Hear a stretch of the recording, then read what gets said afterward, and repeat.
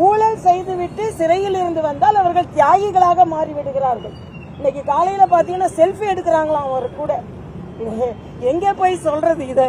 அதாவது ஜாமீன் தான் கிடைக்கப்பட்டிருக்கிறது, விடுதலை ஆனதை போல கொண்டாடி கொண்டிருக்கிறார்கள். எல்லாவற்றிற்கும் மேல பொய் வழக்கில் இருந்து விடுதலை ஆவேன்னு சொல்றார்.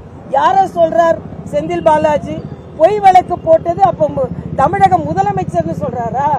ஆக இதை தெரிந்து கொண்டே முதலமைச்சர் அவர்களும் தான் போட்ட வழக்கு தான் பலமுறை குற்றம் சாட்டியவர் என்று இல்லாமல் அவரை தியாகி போல் முன்னிறுத்துவது மிக வேடிக்கையான ஒன்று.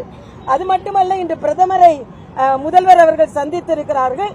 பிரதமர் பரந்த மனப்பான்மையுடையவர். தமிழக மக்களுக்கு என்னென்ன உதவிகள் செய்ய முடியுமோ அதை செய்வார். உதாரணத்திற்கு இன்னைக்கு பாத்தீங்கன்னா கோதுமை, இலவச கோதுமை தமிழகத்திற்கு அதிகமாக கொடுக்கப்பட்டிருக்கிறது. 7000 கோடி தூத்துக்குடி துறைமுகத்திற்கு கொடுக்கப்பட்டிருக்கிறது. இதே முதலமைச்சர் அவர்கள் நிதி ஆயோக் கூட்டத்திற்கு போய் நிதியை கேட்டிருக்கலாம்ல. நிதி ஆயோக் கூட்டத்திற்கு போக மாட்டேன்னு சொல்லிட்டு இன்றைக்கு பிரதமரை சந்திக்கிறார். என்னை பொறுத்த மட்டில் வெளிநாடு போவதற்கு முன்னாலேயே அவர் நிதி ஆயோக் கூட்டத்திற்கு போயிருக்க வேண்டும். ஆக எல்லாவற்றையுமே அரசியலாக்கி கொண்டிருக்கிறார்கள் தமிழகத்தை சார்ந்தவர்கள், ஆட்சியாளர்கள் என்பது எனது கருத்து.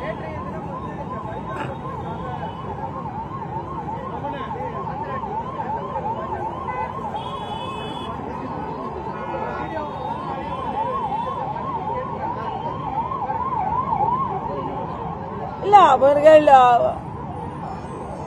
ஒரு சமூகத்தின் மனதை புண்படுத்தியது மட்டுமல்லாமல் அந்த லட்டு விவகாரம் இந்துக்களின் மரியாதைக்குரிய நமது அனைவரின் மனதையும் புண்படுத்தும்படி இருக்கும் பொழுது அதை கொச்சைப்படுத்தும் அளவிற்கு அதில் ஒரு வீடியோ வெளியிட்டது தவறு என்பதை சுட்டி காண்பிப்பதற்காகத்தான் அந்த புகார் கொடுக்கப்பட்டிருக்கிறது. அவர்கள் நீக்கிவிட்டாலும் கூட புண்பட்ட மனதை சார்ந்தவர்கள் நிச்சயமாக அதற்கு நியாயம் கிடைக்க வேண்டும் என்பதற்காக அதற்கு கொடுத்திருக்கிறார்கள். என்னை பொறுத்த மட்டில் இன்று நீங்கள் பார்த்தீர்கள் என்றால் பவன் கல்யாண், மரியாதைக்குரிய பவன் கல்யாண் அவர்களாக இருக்கட்டும், ஆந்திர பிரதேசத்தை சார்ந்தவர்கள் யாராக இருக்கட்டும், உணர்வு பூர்வமாக ஒரு தவறு நடந்தது என்றால் அந்த தவறை சுட்டி காண்பிப்பதற்கு அவர்கள் கடுமையான முயற்சி மேற்கொள்கிறார்கள். ஆக ஒரு நம்பிக்கையை யாரும் அவமரியாதை செய்யக்கூடாது என்பதுதான். பிரகாஷ்ராஜ் போன்றவர்கள் சொல்கிறார்கள் இது ஏதோ ஒரு மாநில பிரச்சனையை பெரிதாக்குற. மாநில பிரச்சனை அல்ல. திருப்பதி பாலாஜியை கும்பிடுபவர்கள் தமிழ்நாட்டில் இருந்து அதிகம் போகிறார்கள். உலகம் முழுவதும் அவர்கள் பக்தர்கள் இருக்கிறார்கள். அமெரிக்கா, கனடா போகும்போது இங்கே உள்ள லட்டுக்கு காத்திருக்கிறார்கள். ஆக இது உலகம் முழுவதும் உள்ள பிரச்சனை, உலகம் முழுவதும் அந்த நம்பிக்கை உடையவர்களின் பிரச்சனை.